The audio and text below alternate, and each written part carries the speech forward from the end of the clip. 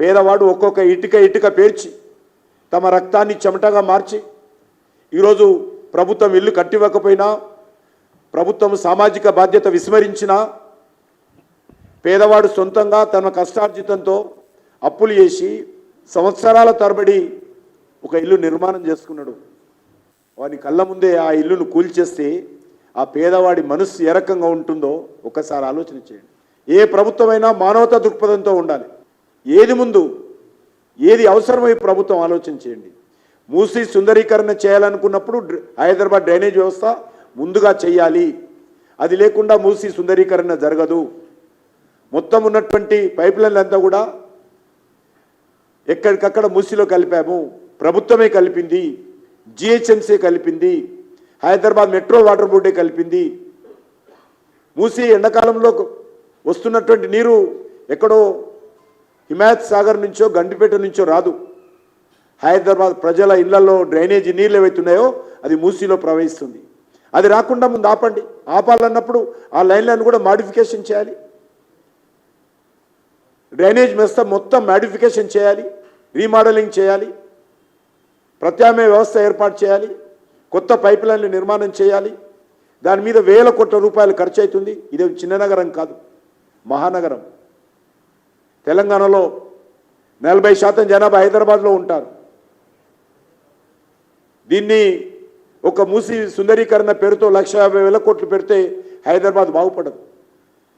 గల్లీలో డ్రైనేజ్ సమస్య ఉంది. గల్లీలో డ్రైనేజ్తో కలుస్తున్నటువంటి మంచినీటి సమస్య ఉంది. దానిపైన దృష్టి పెట్టండి.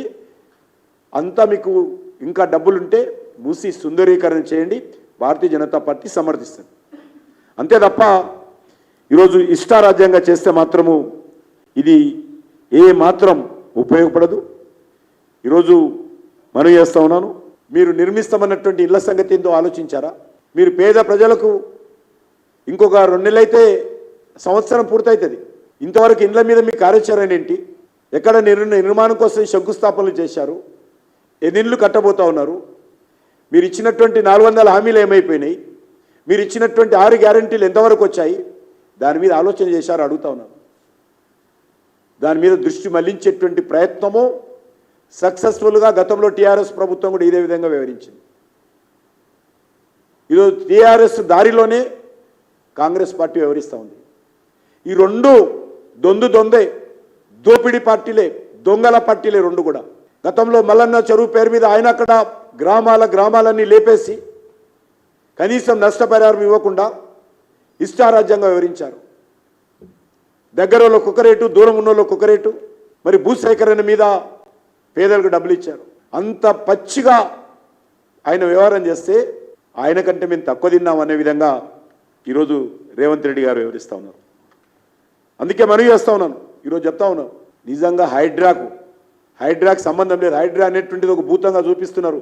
హైడ్రా అంటే రేవంత్ రెడ్డి అంటేనే హైడ్రాకు సంబంధించినటువంటి రంగనాథ్ ఒక అధికారి, అదేదో సంస్థ, అదో భూతం ఎక్కడి నుంచి రాలా. రేవంత్ రెడ్డి మెదడులో వచ్చినటువంటి ఆలోచనకు ఒక సంస్థ హైడ్రా. ఈరోజు హైడ్రాను విమర్శించడం కాదు, హైడ్రాను పుట్టించినటువంటి రేవంత్ రెడ్డి దీనికి బాధ్యుడు. ఈరోజు అడుగుతా ఉన్నాను, నిజంగా హైడ్రా చేయాల్సిన పనులు అనేక చెరువుల్లో బడాబాబులు, పెద్ద రియల్ ఎస్టేట్ కంపెనీలు, పెద్ద రాజకీయ నాయకులు, పెద్ద వ్యాపారవేత్తలు ఎవరైతే ఫామ్ హౌజుల పేరు మీదనో ఎస్టేట్ల పేరు మీదనో నిర్మాణాలు జరుపుకున్నారో హైడ్రా ప్రతాపం అక్కడ చూపాలి, పేద ప్రజల మీద కాదు. ఈ రేవంత్ రెడ్డి ప్రభుత్వము దమ్ము ధైర్యం ఉంటే వాళ్ళని కూల్చండి. ఎందుకు ఫాతిమా కాలేజీ సమయం ఇచ్చారు అడుగుతా ఉన్నాను. ఎడ్యుకేషన్ ఇయర్ అన్నారు. ఏదైతే మీకు ఇల్లు కూల్స్తున్నారో వాళ్ళ పిల్లలు కూడా అక్కడ కనీసం అక్కడక్కడే చదువుకుంటున్నారు. వాళ్ళ విద్యా సంవత్సరం పోనా ఎక్కడో నువ్వు తీసుకుపోయి ఎక్కడో హయత్ నగరో లేకపోతే చౌటుప్పల్లో మీరు ఇల్లు ఇస్తామంటే ఆ పిల్లల చదువు ఏమైపోవాలి? వాళ్ళకి విద్యా సంవత్సరం అవసరం లేదు. పేదవాడికి ఎంఐఎం నాయకుల సంస్థలకు విద్యా సంవత్సరం కావాలి. ఎందుకు ఈ ద్వంద్వ నీతి అడుగుతా ఉన్నాను. ఈ ప్రభుత్వానికి చిత్తశుద్ధి ఉంటే మీరు ఇంకా అధికారాలు హైడ్రాకి ఇచ్చారు. ఆ ఇచ్చినటువంటి అధికారాలు ఎవరి మీద ప్రతాపం చూపిస్తున్నారో ఒకసారి ఆలోచన చేయాల్సిందిగా నేను కోరుతా ఉన్నాను. రేవంత్ రెడ్డి ప్రభుత్వము అంటే కాంగ్రెస్ పార్టీ ప్రభుత్వము, గతంలో కేసీఆర్ ప్రభుత్వము అంటే బీఆర్ఎస్ ప్రభుత్వము, ఈ 2 ప్రభుత్వాలు కూడా ఎప్పుడో ఏదో ఒక రకమైనటువంటిది ప్రజల దృష్టిని మళ్లించి ప్రభుత్వం ప్రజలకు ఇచ్చినటువంటి హామీల నుంచి దృష్టి మళ్లించేటువంటి ప్రయత్నం గతంలో కూడా చేశారు. కేసీఆర్ గారు రైతుల మోటార్లకు మీటర్లు పెడతారని ఢిల్లీకి వచ్చి ధర్నా చేశాడు. ఎక్కడైనా తెలంగాణలో ఒక్క మోటార్కు మీటర్ పెట్టి రాయక అడుగుతా ఉన్నాను.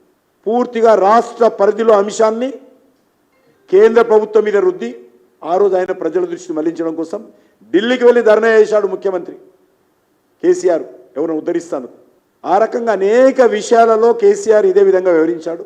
ఈరోజు కూడా రేవంత్ రెడ్డి గారు తను ఇచ్చినటువంటి 400 హామీలు, తను ఇచ్చినటువంటి 6 గ్యారంటీలను అమలు చేయకుండా చేతులు ఎత్తేసి ఈరోజు తెలంగాణ ప్రజల దృష్టి మళ్లించేటువంటి ప్రయత్నము హైడ్రా పేరుతో ఈరోజు మీడియాలో చర్చకు వచ్చే విధంగా చర్యలు తీసుకుంటున్నారు. ఇవాళ ఈ ప్రాంతంలో ఎంపీ ఆయన మాట్లాడుతున్నాడు. ఇక ఆయన గురించి నేను ఎక్కువ మాట్లాడదలుచుకోలే, కానీ ఆయనకు బాధ్యత లేదా? ఎంపీకి గెలిచినావు కదా, మోడీ దగ్గర నుంచి ఏం తెస్తావు తీసుకురా. గుజరాత్లో అహ్మదాబాద్లో సబర్మతి రివర్ ఫ్రంట్ నరేంద్ర మోడీ కట్టుకోవచ్చు అంట, కానీ నరేంద్ర మోడీకి ఊడిగం చేస్తాడంటే కానీ మూసీ రివర్ ఫ్రంట్ మాత్రం తెలంగాణలో కట్టొద్దంట. ఏం న్యాయమా ఇది? ఇక్కడ ఉన్న ప్రజలే కాదు, నువ్వు కూడా బతకనీకి వచ్చినోనివే. నువ్వు బతకనీకి వచ్చినావు, ఓట్లు వేయించుకున్నావు, ఎంపీ అయినావు, కానీ వాళ్ళు మాత్రం మూసీలు అదే మురికి కూపంలో ఉండాలనా? వాళ్ళందరినీ చక్కదిద్దాల్సిన బాధ్యత నీకు లేదా?